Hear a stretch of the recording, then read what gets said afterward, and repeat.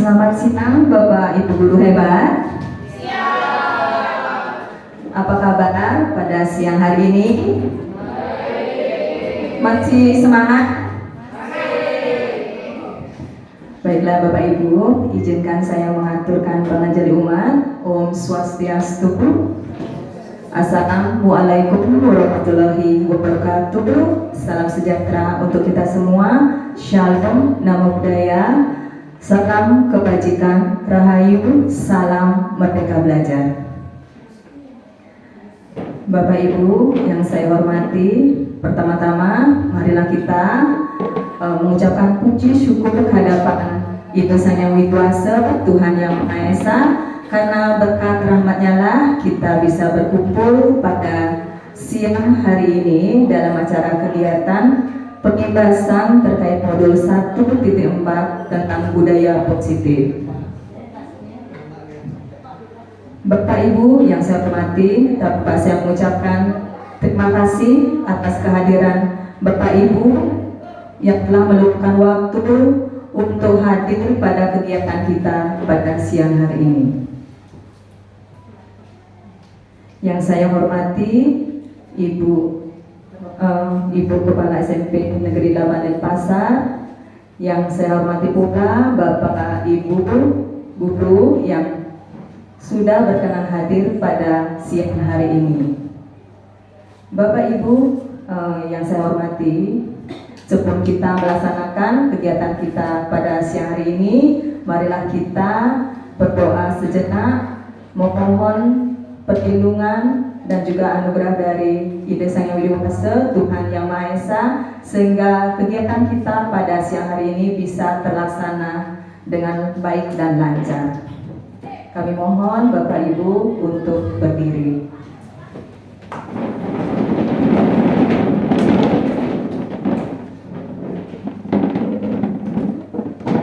Mari kita menundukkan kepala sejenak, berdoa sesuai dengan agama dan keyakinan kita masing-masing. Berdoa dipersilakan.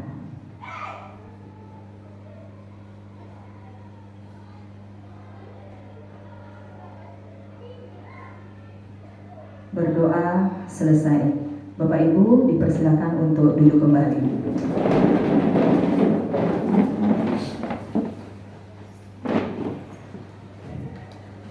Bapak Ibu yang saya hormati, dan juga kepada Ibu Kepala SMP Negeri 8 Denpasar, mohon memberikan sambutan, memberikan arahan dan juga penguatan terkait kegiatan kita pada siang hari ini.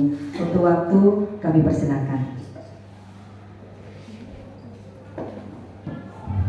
Terima kasih Ibu Ratna. Sebelum memulai, saya mengucapkan pengajari umat Om Swastiastu. Assalamualaikum warahmatullahi wabarakatuh. Salam sejahtera, salam, namo buddhaya, salam kebajikan, salam bahagia untuk kita semua. Yang saya hormati Ibu Koordinator Wakal SMP Negeri 8 Denpasar, yang saya hormati Bapak Ibu Wakal SMP Negeri 8 Denpasar, dan juga Bapak Ibu yang sudah bersedia hadir pada acara pengibasan yang dilaksanakan oleh Ibu Ratna selaku calon guru penggerak angkatan 11 Kota Denpasar. Ya, senang sekali Bapak Ibu sudah bersedia hadir dalam acara pengibasan ini, karena pengibasan yang akan diberikan oleh Ibu Ratna itu adalah salah satu fondasi yang penting ya dalam pendidikan kita, di mana itu adalah tentang budaya positif. Nah, nanti dalam pengibasan Bapak Ibu akan diajak untuk memahami apa sih itu budaya positif, seperti apa budaya positif tersebut, apa sih yang sebaiknya kita lakukan sebagai seorang pendidik kepada murid kita. Apakah sanksi atau hukuman itu masih berlaku jika anak-anak melakukan kesalahan? Apa sebaiknya tindakan kita sebagai seorang guru? Nah, tentu ini berbeda ya dengan pengalaman kita saat kita menjadi seorang murid.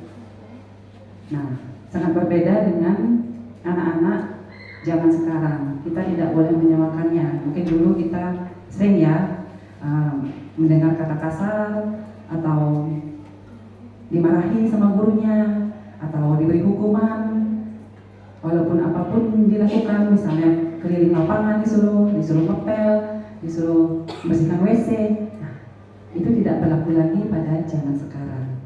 Nah, kita bersama-sama akan memahami itu, budaya positif seperti apa yang akan kita lakukan di sekolah ini untuk memajukan pendidikan di SMP Negeri 8 Denpasar. Ya, dan memang tidak relevan juga ya kita lakukan itu pada zaman sekarang.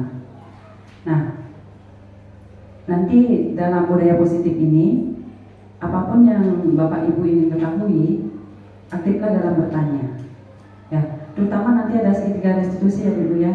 Ini sangat tidak hanya untuk guru, tetapi juga guru mapel lainnya, tapi juga untuk BK ya. BK sangat penting sekali dalam segitiga restitusi ini. Bagaimana kita menghadapi anak, tidak menjudge langsung anak tersebut. Ya, semua anak nakal tentu ada alasannya ya. Tidak mungkin dia langsung jadi nakal. Ada alasannya yang tentunya yang mereka inginkan adalah perhatian dari kita. Karena di rumah tidak mendapatkan perhatian. Dan karena kita yang lumayan lama ya diajar di sekolah, jadinya kitalah yang diperlakukan seperti minta perhatian. Nah, ini sangat bagus sekali ya Bapak Ibu ya. Harapan saya semuanya hadir gitu. Namun mungkin tidak semua Ibu ya. Dan saya harap nantinya bisa bermanfaat untuk kita semua dan juga untuk mengajak Bapak Ibu untuk mengikuti pendidikan guru penggerak ini. Jadi pendidikan guru penggerak itu bukan maksudnya untuk menjadi kepala sekolah atau pengawas sekolah ya Bapak Ibu ya, tapi lebih kepada merubah paradigma kita sebagai pemimpin pembelajaran. Jadi kita semua adalah pemimpin pembelajaran di kelas kita masing-masing. Jika nanti misalnya Bapak Ibu ditugaskan, diberikan tugas tambahan, ya memang harus siap sebagai seorang guru penggerak. Oke? Nah, dan saya bersyukur di sini ada 2 guru penggerak, 3 guru penggerak dan juga 1 calon guru penggerak. Nah, tujuannya ya menggerakkan sekolah kita. Semua sudah mempunyai potensinya ya. Potensinya sudah punya, kemampuan sudah punya, tinggal orang yang mau menggerakkan. Nah, inilah salah satunya kegiatan ini termasuk kombel. Ya, termasuk kegiatan kombel kita yang maunya besok ya. Apa memang sekarang? Ya, maunya besok itu rencananya saya itu adalah mengundang komite pembelajaran. Kalau di sekolah penggerak itu ada namanya komite pembelajaran. Itu adalah tim penjamin mutu dari sekolah penggerak, di mana tim komite pembelajaran itu mendapatkan fasilitator langsung dari pusat. Dan saya ingin mendatangkan komite pembelajaran di sekolah saya sebelumnya SMP Negeri 13 Denpasar, karena ada dua negeri ya, sekolah negeri ya, SMP 10 dan SMP 13 Denpasar, terkait dengan proyek penguatan profil pelajar Pancasila. Nah, jadi hal itu yang harus sering kita lakukan, berbagi praktek baik. Ya, jika ada Bapak Ibu nanti merasa ingin berbagi, ayo kita berbagi. Dan sekarang juga Bu Ratna juga salah satu bagian dari berbagi praktek baik, bahwa ini loh yang saya dapatkan di pendidikan guru penggerak. Bukan hanya sekedar tugas ya Bapak Ibu, bukan sekedar tugas untuk diupload di YouTube atau di LMS-nya, bukan. Tapi ini adalah salah satu bentuk dari praktek baik yang dilakukan oleh Ibu Ratna kepada kita semua. Begitu juga nanti Bapak Ibu melakukan pelatihan, ayo kita imbaskan bersama. Oke? Jadi semuanya merata sesuai dengan tujuan kombel ya, untuk meratakan kompetensi kita di sekolah ini. Oke, demikian yang bisa Tiang sampaikan. Tiang harap semua Bapak Ibu bisa berpartisipasi aktif nih. Mari kita mendengarkan apa yang disampaikan oleh Ibu Ratna dengan baik, dan jika ada pertanyaan ya silakan. Semakin kita bertanya, semakin kita mengetahui. Saya tutup dengan Parama Santi. Om Santi Santi Santi Om. Wassalamualaikum warahmatullahi wabarakatuh. Salam, namo buddhaya, salam kebajikan, salam bahagia untuk kita semua. Terima kasih Ibu atas sambutannya sekaligus penguatan kepada kami semua untuk selalu bisa berbagi praktik baik dan untuk selalu berkolaborasi. Baiklah Bapak Ibu yang saya hormati, saya akan mulai memaparkan materi terkait modul 1.4 yaitu tentang budaya positif. Bagaimana 5 posisi kontrol dan juga penerapan dari segitiga restitusi untuk memaksimalkan peran kita sebagai seorang guru dalam menerapkan disiplin positif yang berpusat kepada murid. Bapak Ibu saya hormati, jadi tujuan kita pada kegiatan kali ini pada sesi berbagi praktik baik yaitu yang pertama memahami konsep dasar dari disiplin positif, yang kedua yaitu menganalisis perbandingan dari masing-masing bagian dari 5 posisi kontrol kita sebagai seorang pendidik, kemudian memahami segitiga restitusi bagaimana untuk menerapkan budaya positif di sekolah, kemudian juga penerapan dari restitusi dalam membimbing murid berdisiplin positif agar selalu menjadi murid yang merdeka. Nah, Bapak Ibu, seperti yang Bapak Ibu lihat di layar nih, jadi ada kegiatan dari siswa yang sering kita dengar, ada yang tawuran, ada yang melakukan kekerasan terhadap temannya sendiri atau bullying, atau ada yang mengkonsumsi minuman keras atau ikut dalam geng motor. Nah, ini juga merupakan salah satu PR besar ya buat kita sebagai guru. Kenapa hal itu bisa terjadi? Apa yang menyebabkan atau kebutuhan dasar apa sih yang tidak terpenuhi dari siswa tersebut sampai akhirnya anak ini melakukan hal-hal yang melanggar norma atau aturan? Itu merupakan PR besar ya untuk kita semua.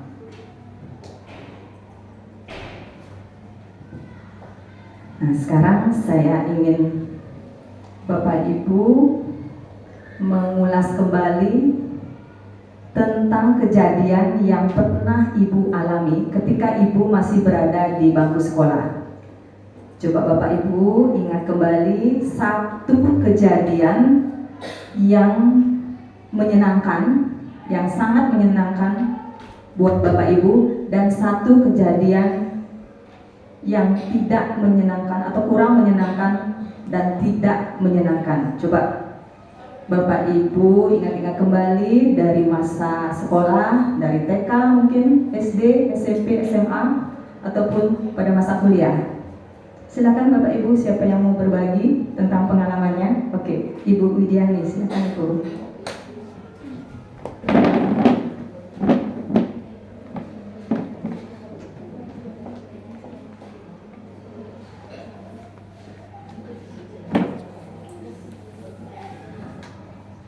Terima kasih Ibu Ratna untuk waktunya. Saya langsung saja. Jadi pengalaman selama saya menjadi seorang siswa saya bagikan pada saat saya SMP. Jadi saya SMP itu karena saya tinggal di kampung, jadi di kampung saya SMP-nya. Nah, SMP ini pada saat kelas 3, kita 3 dulu ibunya. Ada guru IPS.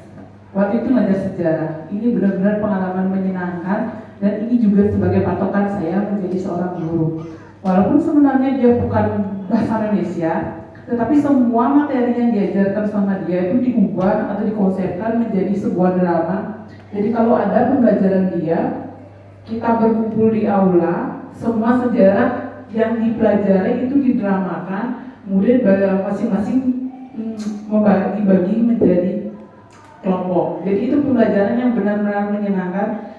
sampai di sebelahnya itu guru bahasa Indonesia, sampai sentimen sama bapaknya kan itu pelajaran menyenangkan, otomatis ribut semua. Jadi guru di sebelah yang mengajar itu sampai dia ngambil sound untuk mengajar.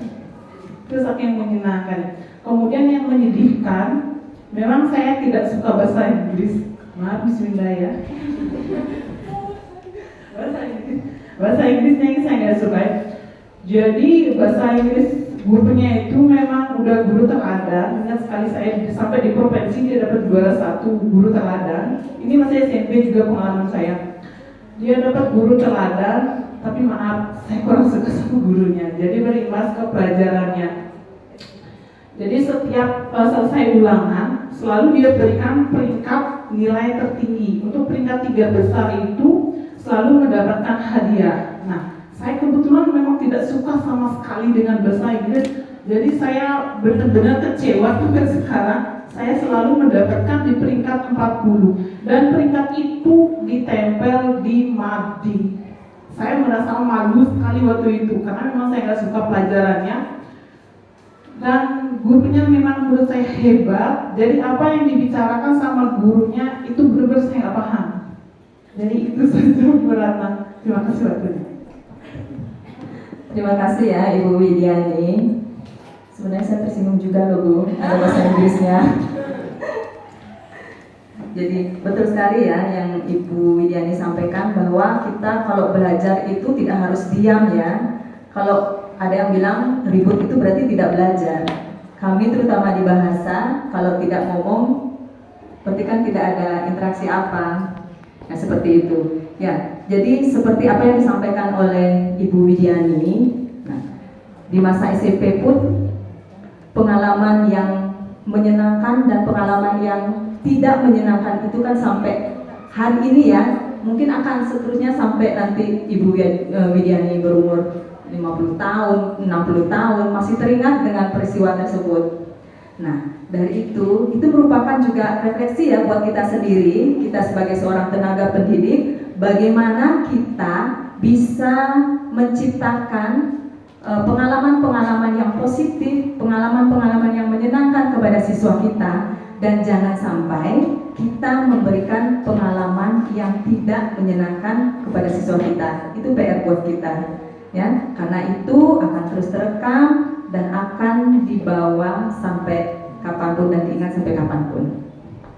Karena Bapak Ibu, jadi siswa kita, murid kita itu tidak membutuhkan guru yang sempurna, ya. Jadi yang mereka butuhkan itu adalah guru yang bahagia, guru yang mampu memberikan motivasi kepada siswa untuk selalu hadir ke sekolah dan menumbuhkan kecintaan mereka untuk belajar.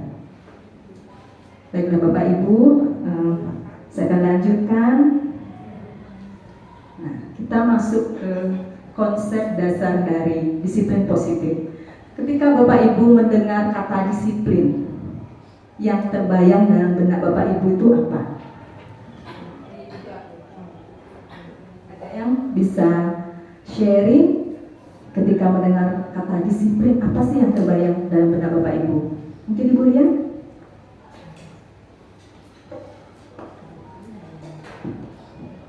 Baik, saya akan mencoba menjawab. Jadi menurut saya pengertian dari disiplin itu keteraturan. Ya, di disiplin itu suatu keteraturan yang tidak berubah. Jadi setiap hari dia selalu melakukan dan pastinya itu adalah hal yang positif, hal yang baik. Itu menurut saya. Terima kasih. Terima kasih ya Ibu Lian. Ya, betul sekali ya apa yang disampaikan oleh Ibu Rian. Jadi disiplin itu adalah segala sesuatu yang dilakukan seseorang kepada orang lain untuk mendapatkan kepatuhan. Nah sekarang pertanyaan lagi buat kita semua, apakah untuk mencapai atau menerapkan disiplin itu hanya bisa dilakukan lewat hukuman? Menurut Bapak Ibu?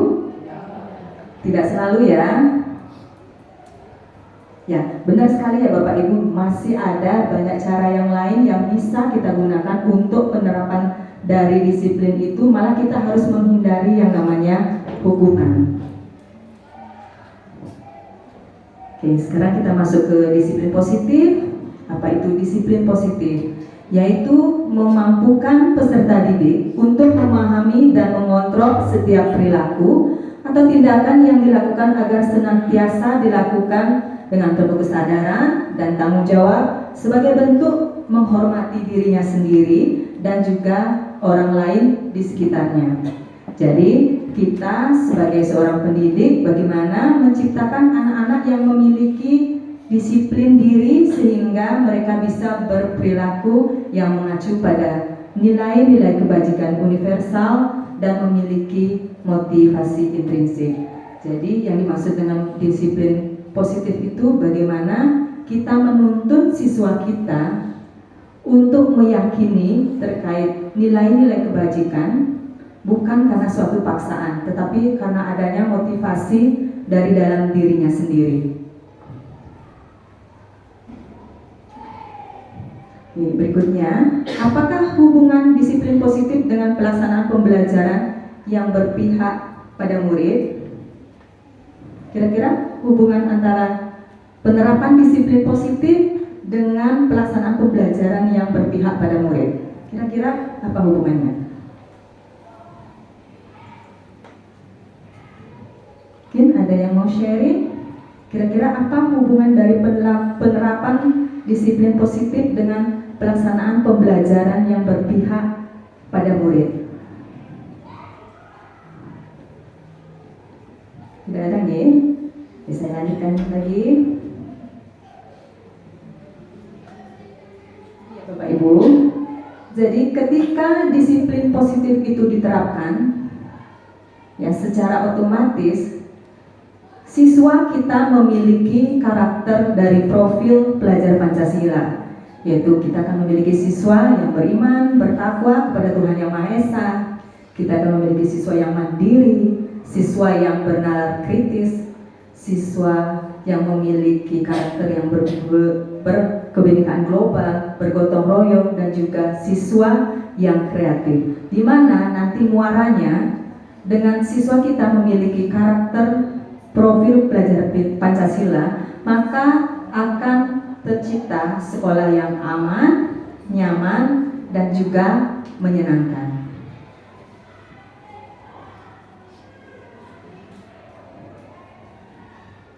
Sekarang kita bahas terkait apa sih nilai-nilai kebajikan universal tersebut. Ya, jadi nilai-nilai kebajikan universal yaitu sifat-sifat positif manusia yang merupakan tujuan mulia yang ingin dicapai setiap individu.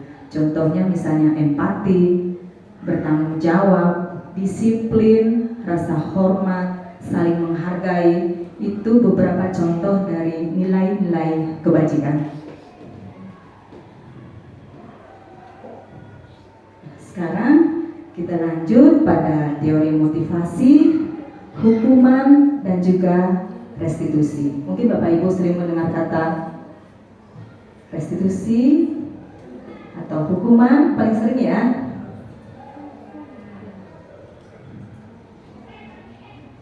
Jadi ada perbedaan ya antara hukuman, konsekuensi, dan restitusi. Mungkin hukuman, konsekuensi sering Bapak Ibu dengar, restitusi mungkin belum ya, belum terlalu familiar. Nah, sekarang apa sih perbedaan hukuman, konsekuensi, dan juga restitusi? Ya, jadi hukuman yaitu ketika kita menerapkan suatu hukuman, siswa atau murid itu akan merasa tersakiti. Kemudian juga siswa atau sistem itu tidak akan berjalan ketika siswa kita tidak merasa takut dengan hukuman yang kita berikan. Kemudian juga peraturannya itu biasanya penyampaiannya keras ya. Misalnya kamu harus mengerjakan PR. Ibu tidak mau tahu. Nah, seperti itu hukuman. Awas kamu ya. Apalagi ada kata seperti itu. Nah, kemudian untuk konsekuensi, jadi murid itu dibuat merasa tidak nyaman untuk sesaat. Jadi dalam pelaksanaan konsekuensi itu diperlukan monitoring atau supervisi yang terus-menerus dari guru. Kemudian dalam penerapan konsekuensi, misalnya kita bisa menggunakan mampukah kamu melakukannya? Nah, jadi nadanya lebih datar, ya, tidak keras seperti ketika kita melaksanakan atau menerapkan hukuman. Nah, kemudian untuk restitusi, jadi di sini murid akan mendapatkan penguatan, bukan dicari kesalahannya. Kemudian murid belajar untuk bertanggung jawab atas tindakan yang sudah dia lakukan. Nah, kemudian yang bisa kita terapkan dalam melaksanakan restitusi, misalnya kita kira-kira anak hal apa atau tindakan apa yang akan anak lakukan untuk memperbaiki keadaan, misalnya seperti itu kalau kita menerapkan restitusi. Nah, sekarang coba di depan ada 5 pernyataan. Nah, sekarang coba Bapak Ibu tentukan kira-kira yang nomor 1 itu termasuk hukuman atau konsekuensi. Siapa yang mau berbagi? Yang nomor 1 itu termasuk hukuman apa konsekuensi?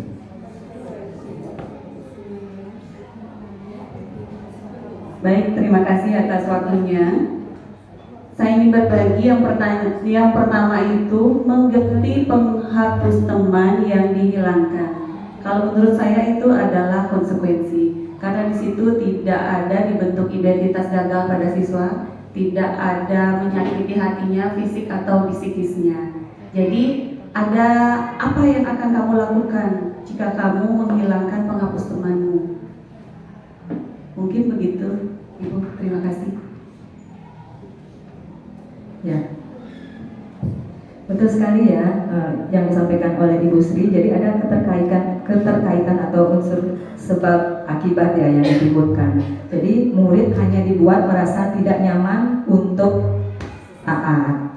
Nah, kemudian untuk pernyataan yang kedua, berdiri di tengah lapangan upacara karena datang terlambat ke sekolah. Mungkin Bu Sagung bisa berbagi. Terima kasih. Kalau menurut saya yang nomor 2 itu adalah merupakan hukuman, karena di sana dengan berdiri di lapangan itu ada istilahnya murid secara fisik itu tersakiti dan secara mental dia bisa mendapat rasa malu dari teman-teman yang lain. Sekian. Terima kasih Ibu Sagung. Ya, benar sekali ya. Jadi ketika kita menerapkan hukuman, jadi siswa kita itu akan merasa tersakiti, karena juga sebelumnya tidak ada kesepakatan kalau nanti terlambat datang tiba-tiba dihukum, disuruh berdiri di tengah lapangan. Oke, kita lanjutkan untuk pernyataan yang nomor 3. Merapikan sapu dan alat pel yang jatuh karena tersenggol saat berlari di jam istirahat. Kira-kira itu termasuk hukuman atau konsekuensi? Konsekuensi, ya, betul sekali ya. Kemudian yang pernyataan nomor 4, mencatat 200 kali kalimat saya minta maaf karena berkelahi dengan teman. Hukuman. Oke, yang terakhir, membersihkan itu sekolah karena tidak mengumpulkan tugas. Hukuman. Jadi Bapak Ibu sudah bisa nih membedakan yang mana konsekuensi dan yang mana hukuman. Baiklah, Bapak Ibu akan saya lanjutkan. Ya, betul sekali ya. Jadi mengganti penghapus teman yang dihilangkan, merapikan sapu dan alat pel yang jatuh karena tersenggol saat berlari di jam istirahat itu termasuk konsekuensi. Dan yang nomor 2, 4 dan 5 itu termasuk hukuman. Nah, sekarang bagaimana sebaiknya reaksi kita sebagai seorang pendidik apabila murid kita melakukan suatu kesalahan?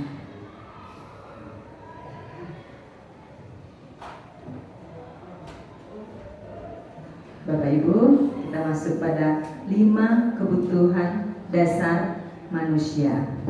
Ya, jadi ada 5 kebutuhan dasar manusia.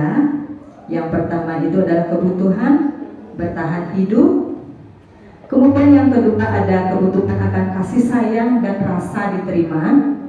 Yang ketiga itu ada rasa kebebasan atau kebutuhan kebebasan. Kemudian yang keempat kebutuhan akan kesenangan. Dan yang kelima adalah kebutuhan akan penguasaan. Bapak Ibu, jadi manusia senantiasa berusaha untuk memenuhi kebutuhan dasarnya, dan apabila dia tidak berhasil dengan melakukan hal-hal positif untuk mendapatkan atau memenuhi kebutuhan dasarnya, maka siswa atau murid kita itu bisa melakukan hal-hal yang melanggar norma atau melanggar aturan. Misalnya contoh, kemarin ada salah satu dari teman kita curhat sama saya bahwa ketika setiap dia mengajar, muridnya itu selalu tidur di dalam kelas. Minggu depannya ngajar lagi, tidur lagi. Berarti kalau kita peka sebagai seorang guru, mestinya kita mencari tahu apa sih penyebabnya sehingga siswa tersebut kok setiap saya ngajar dia tidur di kelas kita. Berarti kan ada salah satu kebutuhan dasar dari siswa tersebut yang tidak terpenuhi. Kira-kira kalau misalnya siswanya tidur setiap kita ngajar, kira-kira kebutuhan yang mana ya yang belum terpenuhi? Yang mana? Ibu Ria? Kebutuhan akan kesenangan. Ya. Ada pendapat yang lain mungkin? Setuju ya? Kebutuhan akan kesenangan yang tidak terpenuhi. Nah, berarti kita sebagai seorang guru, berarti pelajaran kita yang kita terapkan di kelas itu kan berarti mempesankan sehingga sampai menyebabkan anak itu tidur. Nah, sekarang PR buat kita setelah kita mengetahui oh ternyata anak tersebut kebutuhan akan kesenangannya yang tidak terpenuhi sehingga mereka bosan mendengarkan apa yang kita sampaikan. Nah, bagaimana kita sebagai seorang guru memperbaiki hal tersebut? Bagaimana kita bisa mendesain pembelajaran yang inovatif, yang menyenangkan dengan siswa kita, menghindari siswa kita tidur pada saat pembelajaran. Nah, sekarang kita bahas terkait keyakinan kelas. Mungkin Bapak Ibu sering menerapkan aturan kelas sebelum memulai proses pembelajaran, ya. Nah, sekarang hal yang berbeda ya penyebutannya, yaitu keyakinan kelas. Nah, apa sih perbedaan antara peraturan kelas dan keyakinan kelas? Kenapa sih namanya bukan peraturan kelas? Kenapa harus keyakinan kelas?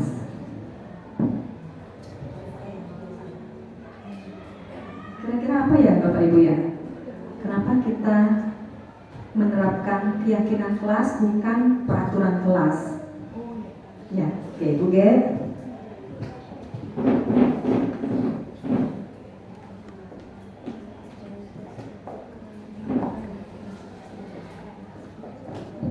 Terima kasih atas waktunya. Kalau menurut dia lebih baik dibuat dengan keyakinan kelas, karena dengan keyakinan kelas itu dibuat antara guru melibatkan siswa. Kalau dengan peraturan kelas itu hanya melibatkan satu orang, itu dari gurunya saja. Sekian, terima kasih. Ya, betul sekali ya Bu Ge, dan terima kasih atas sharingnya. Ya, benar sekali ya Bapak Ibu. Jadi ketika kita menyusun sebuah keyakinan kelas, jadi kita melibatkan siswa kita mengajak anak-anak terlibat, dan juga merumuskan tentang keyakinan kelas yang akan disepakati.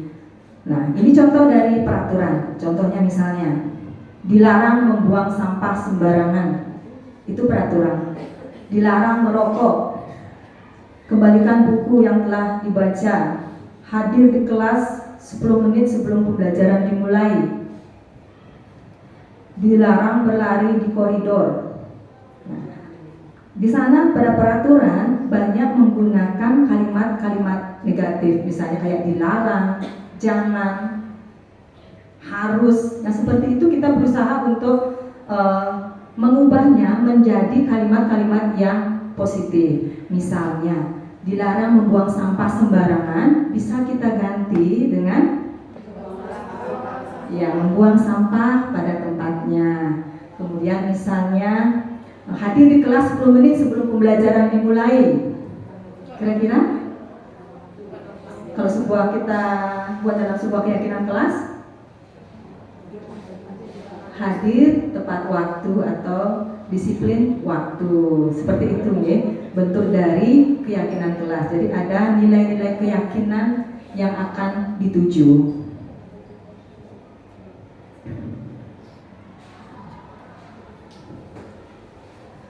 Oke, baiklah Bapak Ibu.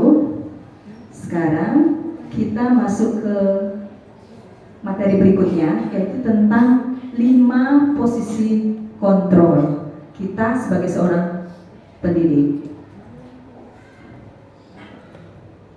Begini Bapak Ibu ya. Jadi ada 5 posisi kontrol kita sebagai seorang pendidik. Yang pertama adalah posisi kontrol sebagai seorang penghukum, ya, yang sering kadang kita lakukan. Kemudian yang kedua itu adalah posisi kontrol pembuat rasa bersalah. Yang ketiga ada posisi kontrol sebagai teman. Yang keempat berikutnya ada posisi kontrol sebagai pengamat. Dan yang terakhir itu yang mestinya ya kita berada pada posisi ini, yaitu posisi sebagai manajer.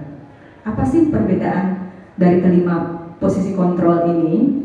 Yaitu yang penghukum, yaitu hukuman itu tidak selalu dalam bentuk fisik ya Bapak Ibu. Jadi hukuman verbal pun itu juga termasuk hukuman. Bisa Bapak Ibu menggunakan kata-kata kasar kepada siswa, kamu itu bodoh sekali, kamu tidak gitu pecah, kamu nggak bisa ngerjakan. Itu juga sebuah hukuman. Apalagi secara fisik, misalnya menyuruh anak untuk berdiri di lapangan atau lari 10 kali atau membuat atau mengerjakan essay sebanyak 10 kali, yang itu tuh termasuk hukuman. Kemudian pembuat rasa bersalah, ya, jadi bahasa yang digunakan sudah mulai datar ya, menggunakan bahasa yang lembut, namun dapat membuat orang merasa tidak nyaman, merasa bersalah, dan merasa tidak berguna. Kemudian pada posisi teman, jadi bagaimana kita memposisikan sejajar dengan siswa. Misalnya kita melakukan bujukan kepada siswa sehingga siswa tersebut merasa nyaman untuk berbicara kepada kita. Kemudian yang keempat itu posisi pengamat. Ya, jadi kalau posisi ini ketika siswa kita melakukan suatu kesalahan, jadi kita terus melakukan supervisi, sudah nggak anak tersebut memperbaiki kesalahan yang dia buat, seperti itu. Nah, kemudian yang terakhir posisi sebagai seorang manajer. Jadi di sini kita memposisikan diri kita untuk mempersilahkan murid itu bertanggung jawab kesalahan yang mereka buat. Jadi di sini bagaimana kita mendukung seorang murid untuk menemukan solusi atas permasalahannya sendiri. Jadi kita tidak menyalahkan siswa tersebut, tetapi bagaimana kita mengajak siswa tersebut untuk berdiskusi apa sih penyelesaian dari kesalahan yang mereka buat.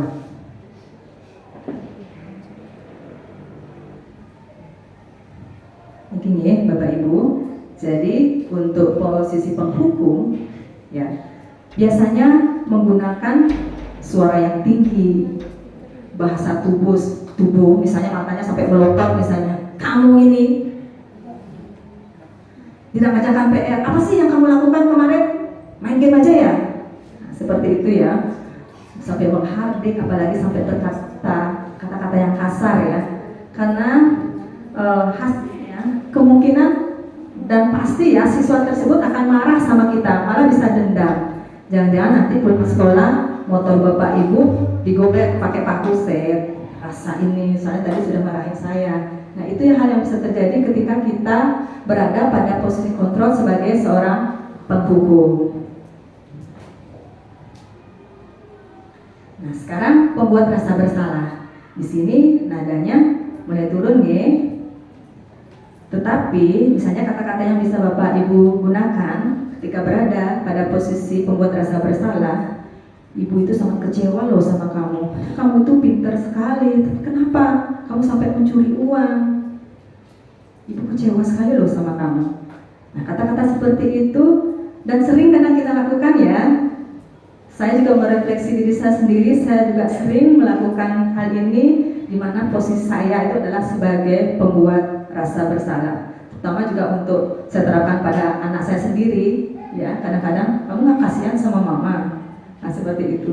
Oh, ternyata hal itu tuh ingat saya berada pada posisi pembuat rasa bersalah, sehingga yang menyebabkan anak tersebut merasa tidak nyaman, merasa tidak berguna. Itu efek yang ditimbulkan ketika kita menerapkan atau berada pada posisi pembuat rasa bersalah. Kemudian untuk posisi teman, jadi di sini nadanya ramah ya. Bagaimana kita berinteraksi antara murid dengan siswa itu memposisikan diri sejajar ya, dimana kita sama teman gitu ya, akrab, bercanda. Misalnya kata-kata yang kita gunakan, ayolah bantu bapak ngerjain ini, pasti bisa loh. Nah, seperti itu ya. Kemudian hasilnya, jadi murid pasti akan merasa senang dan akrab dengan guru tersebut, dan kadang-kadang melupakan antara batas antara guru murid, misalnya itu. Jadi dia tidak tahu batasannya. Kadang-kadang baru ketemu, hai miss, bagaimana? Seperti itu ya, bukan selamat pagi, bukan seperti itu lagi. Jadi dia lupa akan batasan antara guru dan murid. Nah, kemudian sekarang posisi pemantau. Ya, seperti yang Bapak bisa lihat di sana ada contoh percakapannya. Misalnya dengan memberikan atau mengajukan pertanyaan, apa sih, apa yang telah kamu lakukan? Sanksi atau konsekuensi apa nanti kalau kamu melakukan ini? Ya, jadi dipantau terus tindakannya. Jadi murid akan memahami konsekuensi yang harus dijalankan karena telah melanggar salah satu peraturan sekolah. Jadi guru tidak menunjukkan suatu emosi. Jadi di sini posisinya kita tidak marah-marah lagi. Kemudian membuat ketika siswa kita membuat suatu kesalahan. Jadi murid tetap dibuat tidak nyaman, yaitu dengan harus tinggal misalnya di kelas pada saat jam istirahat, tetapi dengan mengerjakan tugas dan kita tetap memantaunya. Dan yang terakhir, jadi ketika kita melaksanakan suatu restitusi, posisi kita itu harus berada pada posisi sebagai manajer, di mana manajer adalah posisi guru berbuat sesuatu bersama siswanya, mempersilahkan siswa mempertanggungjawabkan perbuatannya, mendukung murid agar dapat menemukan solusi dan permasalahannya sendiri.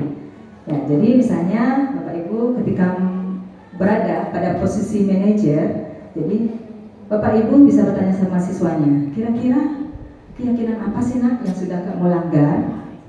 Jadi kita ajak mereka berdiskusi. Nah, misalnya dia menjawab, Bu, saya sudah tidak menghargai teman saya karena saya sudah memukulnya. Nah, kira-kira dari perbuatan yang anak lakukan, solusinya apa ya untuk memperbaiki? Seperti itu ya, ditawarkan. Jadi anak itu diajak berdiskusi dan mencari solusi dan bertanggung jawab atas perbuatan yang dia lakukan.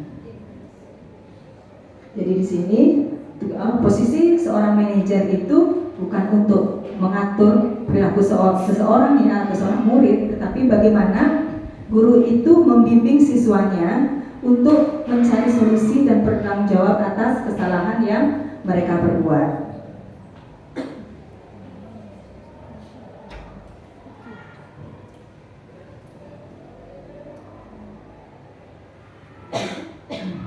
Nah, sekarang saya ajak Bapak Ibu untuk menganalisis kira-kira siapa sih yang mengatakannya. Apakah guru sebagai posisi seorang penghukum? Apakah guru posisi sebagai teman? Apakah posisi guru sebagai manajer? sebagai pembuat rasa bersalah atau pemantau? Yang pertama, sampai kapanpun kamu tidak akan pernah menjadi orang yang berhasil. Kira-kira posisi rasa bersalah, pemantau.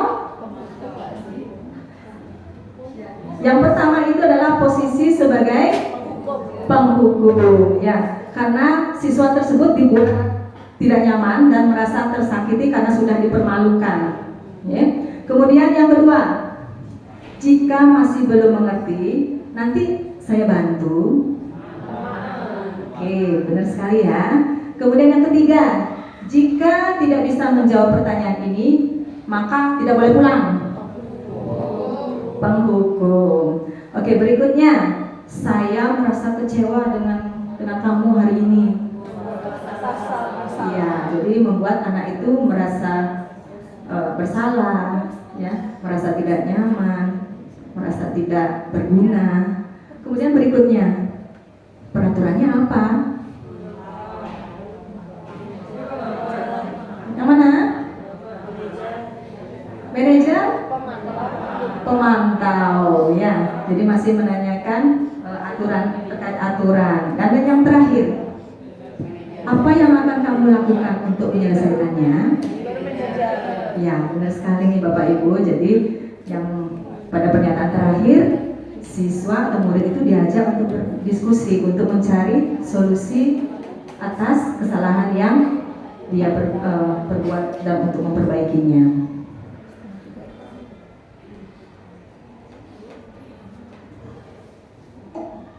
Yang terakhir materi kita adalah tentang segitiga restitusi. Ya mungkin ini sesuatu yang asing ya, saya sendiri juga baru memahami ketika saya mengikuti kegiatan pendidikan guru penggerak ini. Yang saya dapatkan ketika saya mempelajari modul 1.4 tentang disiplin positif, salah satunya materi tentang segitiga restitusi.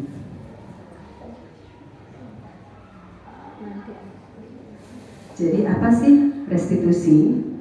Ya, jadi restitusi itu adalah proses menciptakan kondisi bagi peserta didik untuk memperbaiki kesalahan yang telah mereka lakukan. Jadi seperti yang saya katakan tadi, kita ajak anak untuk berdiskusi, untuk memperbaiki kesalahan dan menemukan solusinya dan belajar untuk bertanggung jawab. Nah, guru mengajak murid untuk merefleksi tentang tindakan yang telah dilakukan untuk memperbaiki diri sehingga dia menjadi pribadi yang lebih baik dan menghargai dirinya.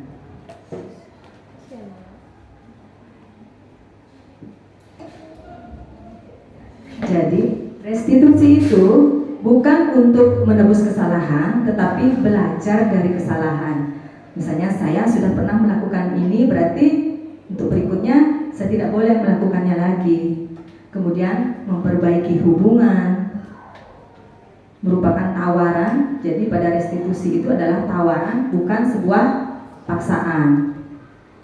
Kemudian juga di sini pada proses restitusi itu adalah menuntun untuk melihat ke dalam dirinya sendiri. Jadi membangkitkan motivasi intrinsik dari siswa tersebut. Kemudian juga kita mencari kebutuhan dasar yang mendasari tindakan ketika siswa kita melakukan suatu kesalahan seperti yang sudah saya jelaskan tadi. Jadi kita apa sih penyebab siswa kita sehingga atau kebutuhan apa sih yang belum terpenuhi sehingga siswa kita melakukan tindakan yang melanggar aturan atau norma. Kemudian restitusi itu adalah fokus kepada karakter bukan pada tindakannya. Kemudian restitusi menguatkan, berfokus pada solusi dan mengembalikan murid yang berbuat salah pada kelompoknya. Oke, yang dimaksud dengan restitusi.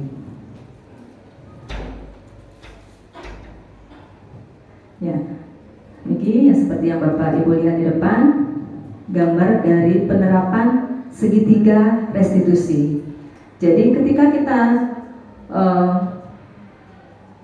siswa kita melakukan suatu kesalahan, jadi bagaimana kita bisa menyelesaikannya dengan menggunakan atau menerapkan dari langkah-langkah segitiga restitusi ini. Jadi yang pertama, tahapan yang pertama untuk penerapan segitiga restitusi itu adalah menstabilkan identitas.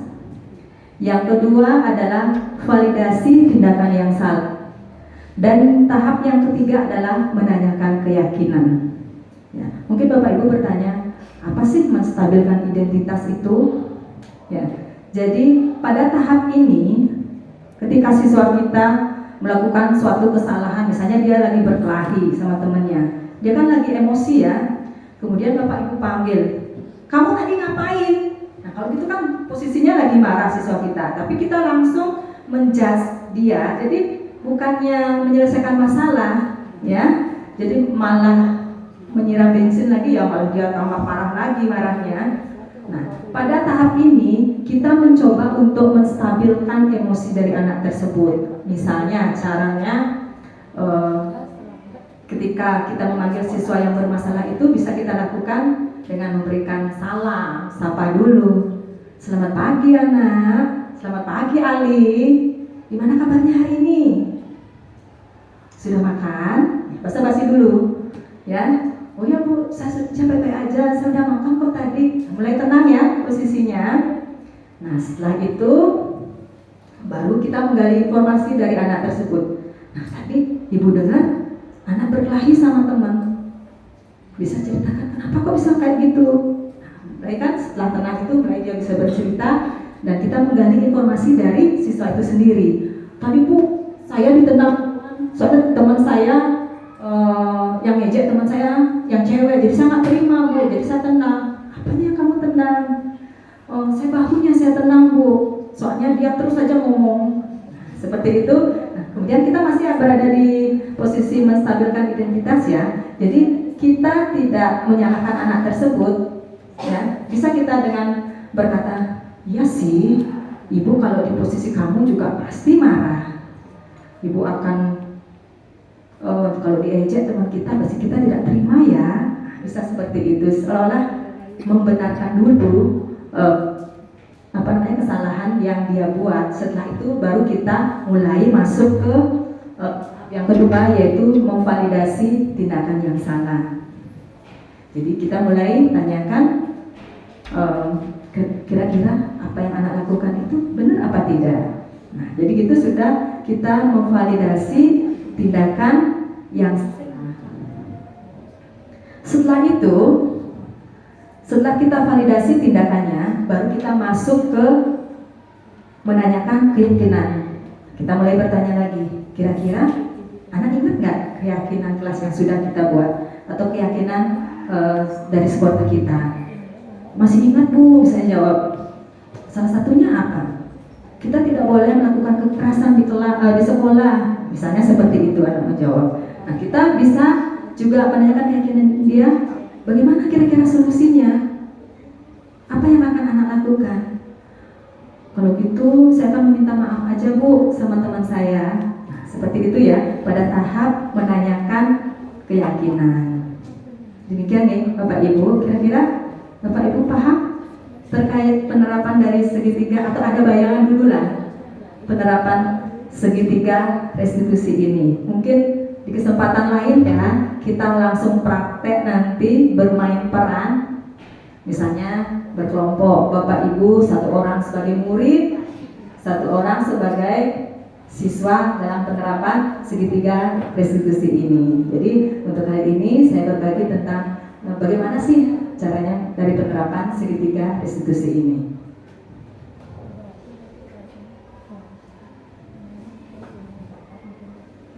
Ini sudah saya jelaskan ini.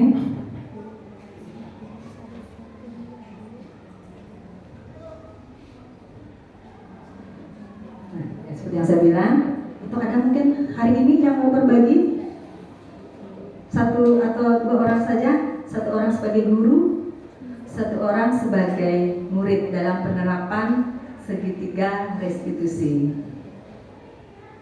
Ayo, siapa yang mau? Misalnya kasus kasus-kasus yang sederhana. Mungkin Ibu Rian, dengan Ibu Sri mungkin. Oh gitu. Oh Pak Esa, oke, baiklah. Ya, silakan ya, Bapak Esa, Ibu Rian sebagai murid dan Ibu Lusri sebagai gurunya. Sebenarnya yang susah itu sebagai guru loh, bagaimana nanti penerapan dari praktik segitiga restitusi ini. Mungkin saya minta lagi satu. Kira-kira mungkin Ibu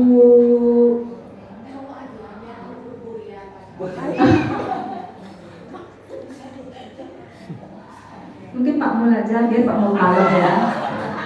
Bisa juga loh berebut cewek ya. Ayo silakan. Dan satu lagi saya minta sebagai observernya atau pengamatnya.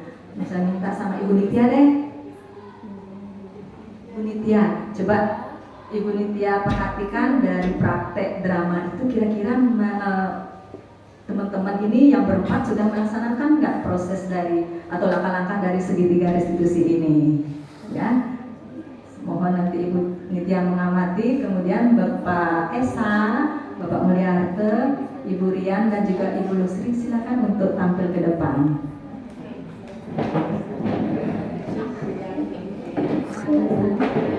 Kalau bisa bikin yang lucu ya.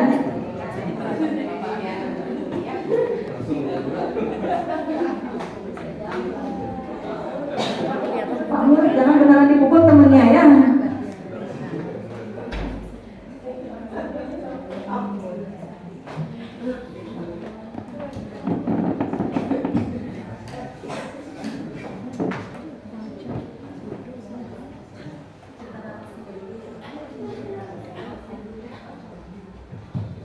Baik, mohon izin Ibu.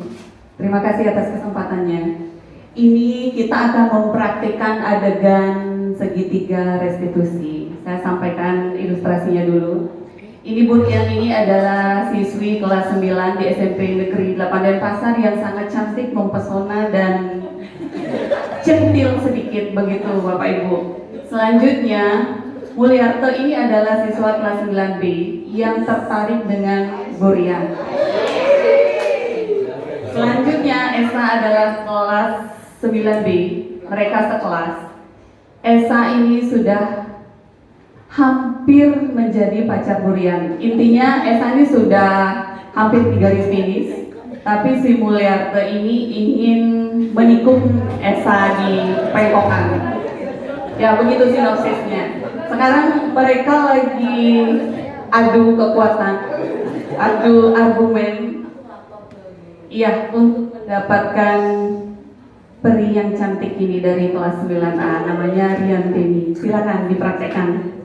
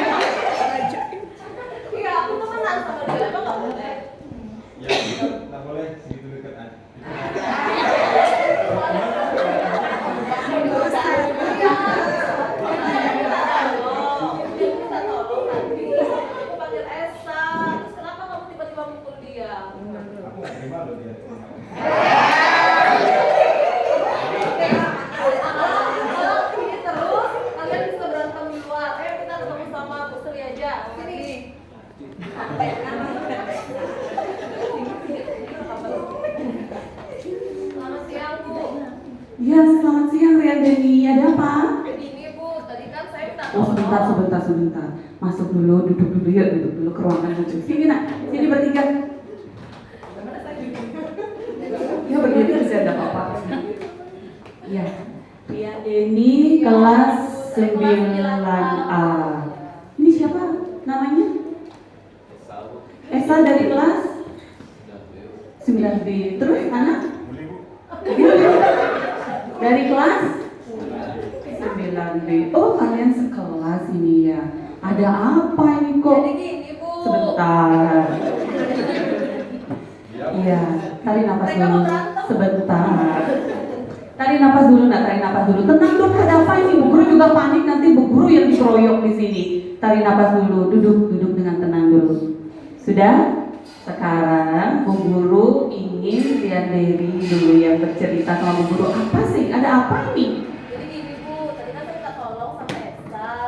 Terus tiba-tiba saat masih saya di dalam kelas, saya keluar lihat mereka udah berantem. Lihat mereka sudah berantem Bu. Jadi saya lihatnya sih ini Mulyanto yang duluan mukul. Oh my god, Maliarta, kenapa? Esa juga melawan Bu. Oh, Esa juga melawan. Iya. Jadi saya minta tolong, nanti takutnya mereka di luar berantem. Terus mereka juga takutnya nanti manggil gengnya masing-masing. Ada genggang-genggongnya ternyata di belakangnya. Iya Bu. Saya juga nanti takut kena pukul. Iya, baik, cukup. Nah, sekarang Ibu nanya sama berdua ini, kenapa kalian bisa sampai pukul-pukulan tadi contoh begitu? Kalian satu kelas, harusnya jadi satu keluarga. Sebentar, stop. Satu-satu dulu. Baik, Mulyanto dulu deh. Esa ini baik Bu. Sabar. Bu, lihat ini diam dulu. Sekarang Bu Guru nanya Mulyanto dulu, kenapa? Esa jangan dihukum Bu ya. Stop dulu. Ayo, Muli. Ya itu yang mukul Bu. Iya, Denny. Ya, biar masalahnya cepat selesai. Nah, kalau terus begini, situasinya lagi kalau kapan masalah kita selesai nanti ketinggalan pelajaran. Bu Guru ingin tahu dulu permasalahannya satu-satu. Tadi dari Rian sudah menyampaikan, sekarang Bu Guru ingin dengar dari Muli. Yang lain diam. Tenang kan ya? Ya, lanjut Muli. Saya kan Dewa di depan kelas itu, terus saya lihat dia deketin Rian. Saya nggak terima. Kok bisa nggak terima? Berarti ada maksud tertentu ini. Ya, Baik, Ibu paham. Ada kodenya, Ibu paham. Baik, terima kasih Mulyanto ya sudah jujur. Lanjut sekarang Esa. Saya ada ngapain, saya diam aja. Karena saya agak duluan sama dia. Kenapa masalahnya? Dia tiba-tiba nyerang.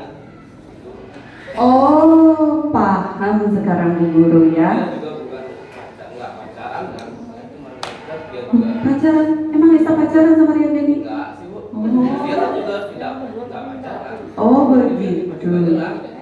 Baik. Paham sekarang Bu Guru paham. Jadi kalian ini berdua ini berkompetisi begitu ya. Kalian suka sama Rian Denny? Ada sih suka sih. Ya, nah coba dengarkan Bu Guru ya. Ya, namanya kita manusia. Sekarang anak-anak tumbuh dan berkembang, sekarang duduk di kelas 9. Kalau dari segi tugas perkembangan anak-anak itu sudah tergolong remaja apa sekarang? Sudah remaja awal ya, masuk remaja awal di masa transisi ke masa remaja pertengahan. Jadi menurut Bu Guru tidak wajar sih sampai bertengkar seperti ini. Ya, itu adalah suatu kesalahan. Namanya manusia pernah berbuat salah. Kalau memang suka tidak begitu caranya. Sampaikan dengan baik, ngomong dengan baik. Itu kan keputusan semua ada di ratunya, ada di Bu Rian. Ya, menurut Bu Guru wajar kalian sudah saling suka karena sudah remaja. Tetapi tindakan anak tadi itu yang Bu Guru tanyakan itu benar apa salah? Salahnya karena apa? Nah, syukur sudah sadar. Ya, sekali lagi, kalau ada maksud dan tujuan tertentu kepada Rian Denny, bicarakan baik-baik. Nanti keputusannya ada di Rian. Ya, sekali lagi, Ibu tidak pernah melarang kalian pacaran, karena itu sudah menjadi tugas perkembangan anak-anak. Itu adalah kodrat anak-anak, kodrat sebagai manusia. Ada tingkatannya. Oh, umur segini kalian mulai melirik. Oke, umur segini kalian sudah harus bisa berpacaran. Oke, umur segini kalian harus sudah bisa berkeluarga. Ya, itu sudah sesuai dengan kodrat anak. Tapi Anak tahu kan di sekolah tugas anak apa? Iya, masih ingat dengan keyakinan yang pernah kita buat di kelas pada saat Bu Guru ke kelas? Anak SMP boleh nggak pacaran? Nggak boleh. Betul nggak boleh? Oh, di sekolah nggak boleh, kalau di luar sekolah boleh. Baik, ya silakan. Tapi jangan sampai melewati batas. Kalau hanya sekedar lilit-lilikan dan membuat kalian termotivasi untuk datang ke sekolah, asalkan itu positif. Bu Ibu Guru tidak perlu. Ya, sesuai dengan keyakinan kita saja. Ingat, keyakinan yang kita buat itu apa? Kalau ada masalah, bicarakan baik-baik, jangan adu contoh seperti ini. Ya, paham ya? Ya, jadi sekarang paham dengan apa yang harus anak lakukan? Apa itu? Meminta? Iya, kalian baikkan sekarang berdua. Ya, silakan. Demikian sudah selesai the end ceritanya.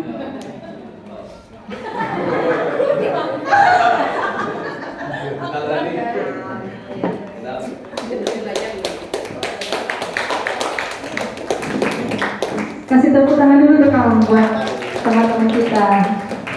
Ternyata Bu Rian minta pelukan juga. Gak nyangka ya, ternyata Pak Mul yang kalem bisa acting juga. Baiklah Bapak Ibu, jadi itu salah satu contoh ya bagaimana kita menerapkan segitiga restitusi. Ya, jadi PR untuk Bapak Ibu yang lain. Coba mungkin nanti di kegiatan kita berikutnya Bapak Ibu mencoba untuk bermain peran untuk menerapkan dari langkah-langkah segitiga restitusi ini.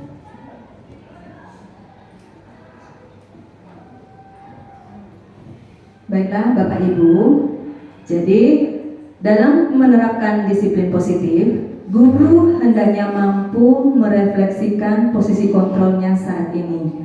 Bagaimana ia berproses menjadi seorang manajer dan menuntut peserta didik untuk menjadi mandiri, menjadi merdeka, dan bertanggung jawab. Demikian Bapak Ibu materi yang dapat saya sampaikan dalam acara berbagi praktik baik terkait modul 1.4 tentang budaya positif. Mungkin salah satu dari Bapak Ibu bisa memberikan refleksi terkait kegiatan kita pada siang hari ini. Apa sih materi yang sudah kita bahas pada siang hari ini? Silakan. Bu Betrisna mungkin?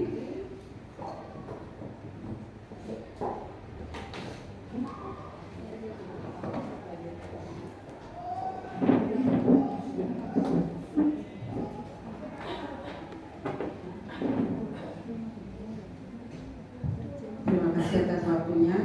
Dari materi tadi, kita sebagai seorang guru di dalam proses pembelajaran sebaiknya membuat keyakinan kelas agar dalam proses pembelajaran bagaimana caranya agar siswa itu belajar di kelas dengan cara menyenangkan. Apabila ada suatu permasalahan, kita bisa menggunakan dengan segitiga restitusi. Terus bagaimana seorang guru harus bisa dengan cara menilai kebajikan sebagai seorang guru di kelas. Terima kasih. Terima kasih Ibu G. Mungkin lagi satu, Ibu Novica, mungkin apa sih materi yang bisa atau lekat ada ingatan Ibu ketika saya memaparkan materinya? Salah satu kata saja bisa.